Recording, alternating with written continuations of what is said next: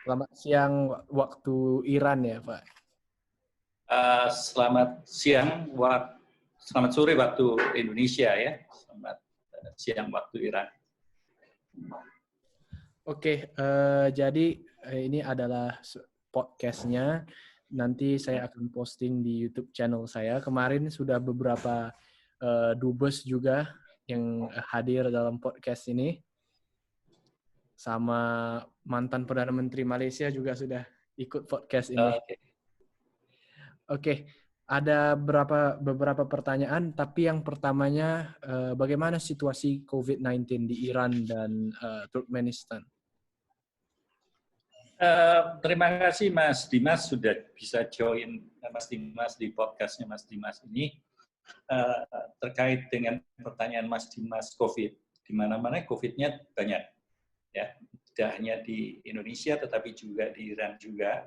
Situasinya saat ini kalau dari sisi jumlah kasusnya, sejak kalau tidak salah bulan Februari 2020 itu,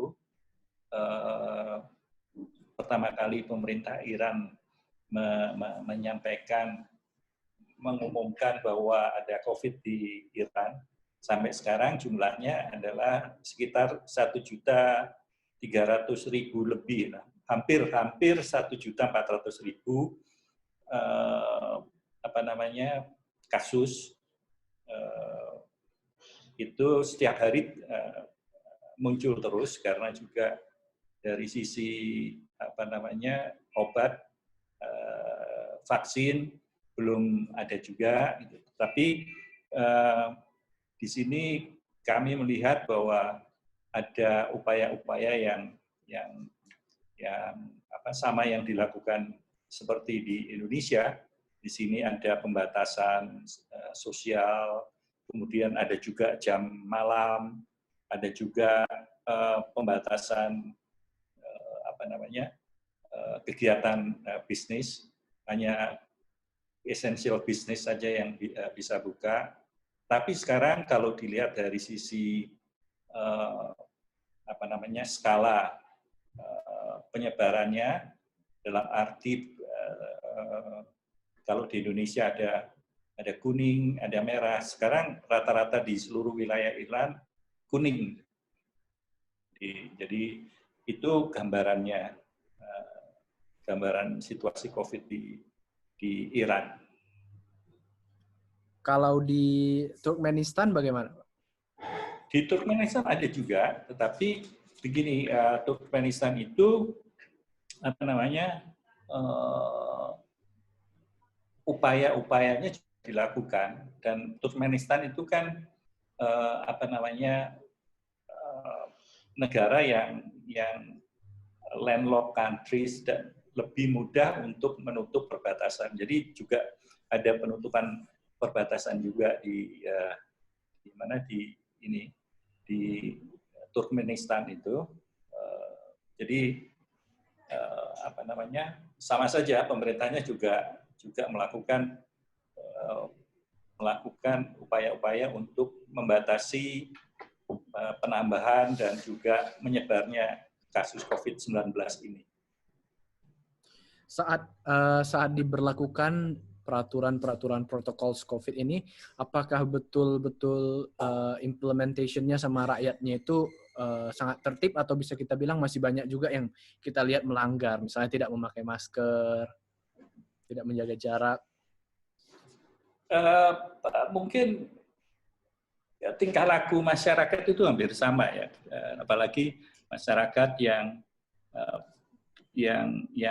guyup, yang suka melakukan interaksi sosial. Itu di sini juga begitu. Ada himbauan dan pemerintah terhadap masyarakatnya untuk melakukan protokol kesehatan, pakai masker, kemudian cuci tangan dan lain-lain. Tetapi pada saat ada kecenderungan naik jumlah kasusnya tersebut, pemerintah melakukan suatu kebijakan yang lebih ketat. Contohnya seperti dilakukan jam malam. Jam malam itu sejak dari jam 9 sampai jam 4 pagi tidak boleh ada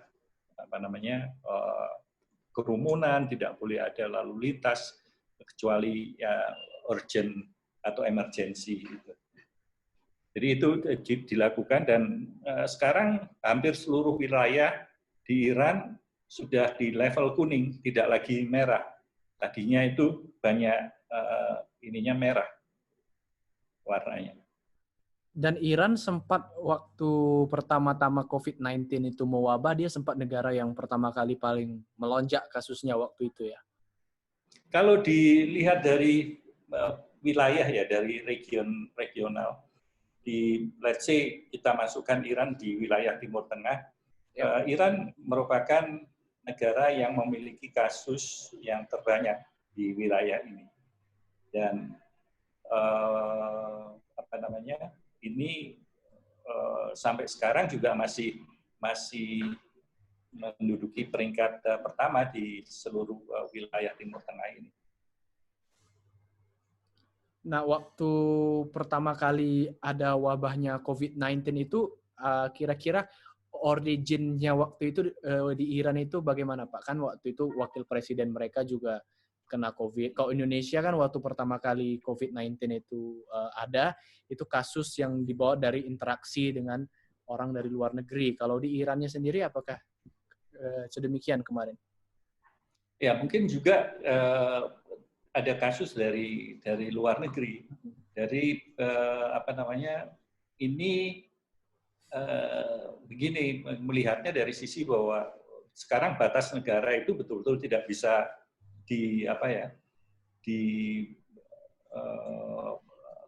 erat itu karena hubungan ekonomi antar negara yang meningkat, kemudian juga termasuk hubungan transportasi juga meningkat, dan lalu lintas orang ini kan cukup banyak juga dari dan ke Iran itu sendiri. Jadi ini juga mempercepat meningkatnya, memperluas kasus COVID itu di Iran. Oke. Bicara tentang Iran ini kan kita lihat sekarang ini sangat kontroversial. Dari dulu memang sepertinya kontroversial dengan USA, terjadi konflik segala macam. Nah, kalau daily life Bapak selain sebagai diplomat ya, sebagai warga negara Indonesia di sana, do you feel safe, Pak? Saya baru 3 bulan di sini, hampir 3 bulan ya di sini menjadi duta besar di Iran, berkedudukan di Teheran, di ibu kotanya itu. Saya merasakan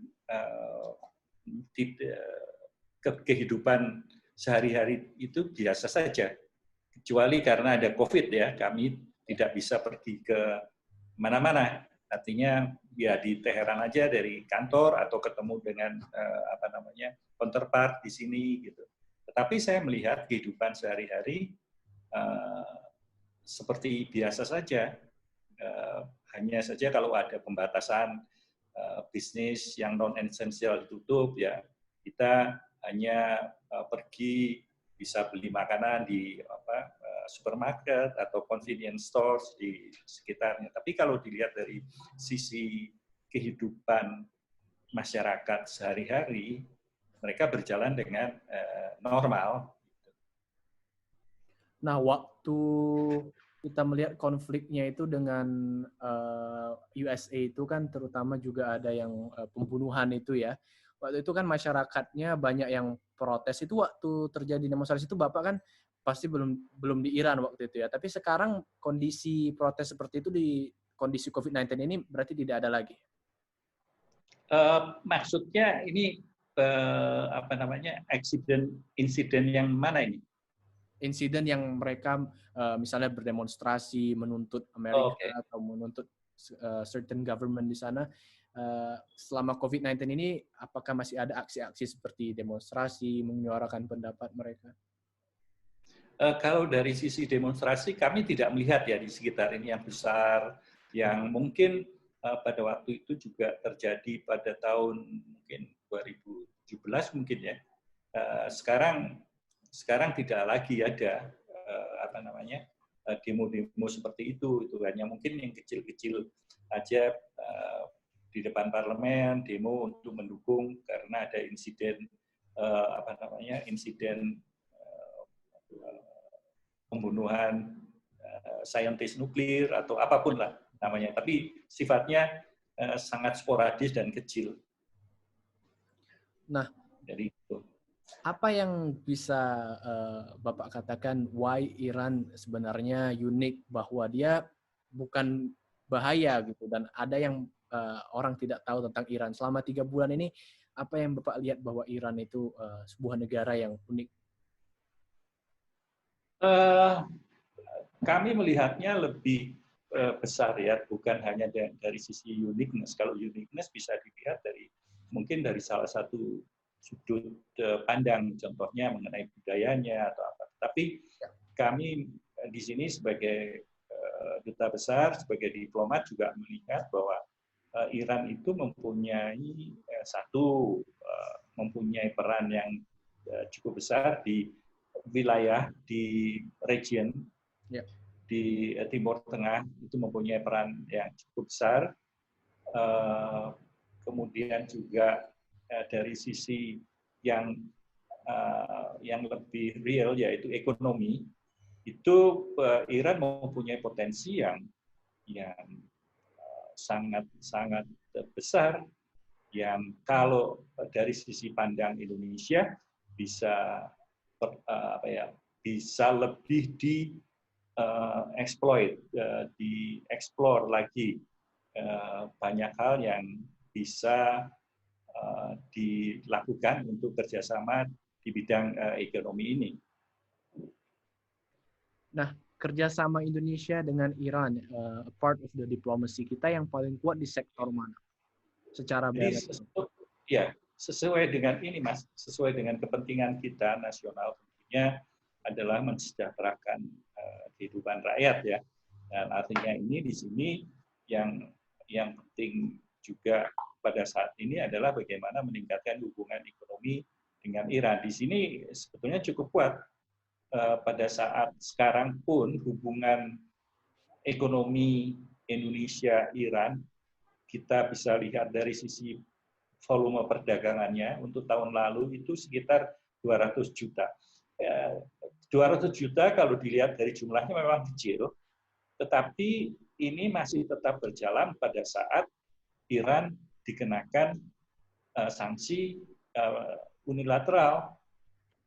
Jadi setelah keluarnya salah satu peserta dari JCPOA, Joint Comprehensive Plan of Action, ini kesepakatan nuklir antara Iran dan beberapa negara besar.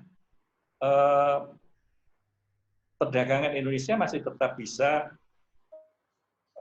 stabil dan sedikit naik dari tahun sebelumnya, yaitu 2019 sekitar 150 jutaan.